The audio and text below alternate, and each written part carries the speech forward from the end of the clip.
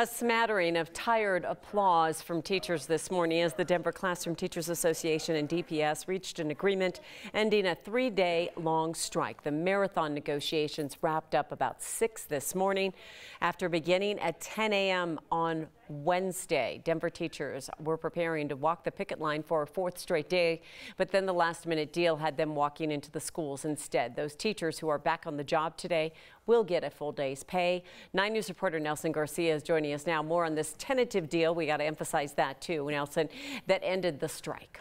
You know, it took more than 15 months to come up with a 7-page document that both sides are calling historic. Historic because it restructures a pay plan that was approved for teachers by voters in 2005.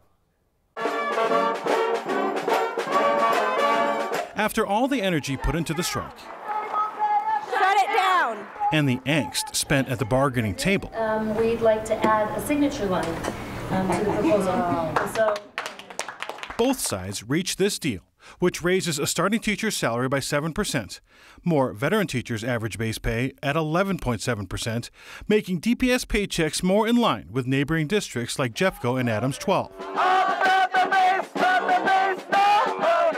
But it was this sentiment exactly that worried Luke Ragland, president of an education reform group called Ready Colorado. The union's positions were really strongly opposed to what the voters clearly said they wanted to do. In 2005, voters approved ProComp, which allowed a tax increase to fund an incentive-based pay system for teachers. But during negotiations, the teachers union wanted to get rid of those incentives, especially for teachers working at the 30 most at-risk schools in the city. The teachers union wasn't budging. They were unwilling to put additional money into those at-risk schools. Ragland said if the teachers got their way, his group would consider a lawsuit because he felt it would undermine the will of the voter. But this new deal kept those incentives while creating a more simple and easier to follow pay structure. But on the aggregate, I feel strongly that voter intent was met here, that both sides came to an agreement that's in the best interests of students. There's a significant investment in our teachers, in their base salaries, while maintaining a real focus on equity, something that I think we are all deeply committed to. We need a dollar, dollar is what we need.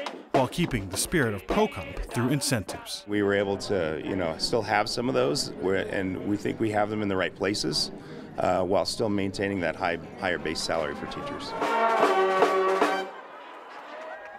In the end, the school district added $23 million to teacher pay, which will come largely at the expense of eliminating 150 jobs at the administration office and eliminating large bonuses for the remaining ones. The teachers union still has to vote to ratify the deal, and the Board of Education still has to approve it before everything becomes finalized. Tom and Kim, no details yet on when the union will vote. But getting back to normal, so many people have talked about that. The teachers, they want to get back in the class. The students, I mean, everything was disrupted. Parents, and so it's a good sign. And especially for those parents of kids in preschool, preschool was canceled this whole time. They didn't even have the option. And of course, that's the ones who probably need daycare the most. So starting tomorrow, they should be able to get back to their norm. Hopefully a chaotic week in Denver schools is over. Yeah. We'll see. Thanks, Nelson. You're welcome.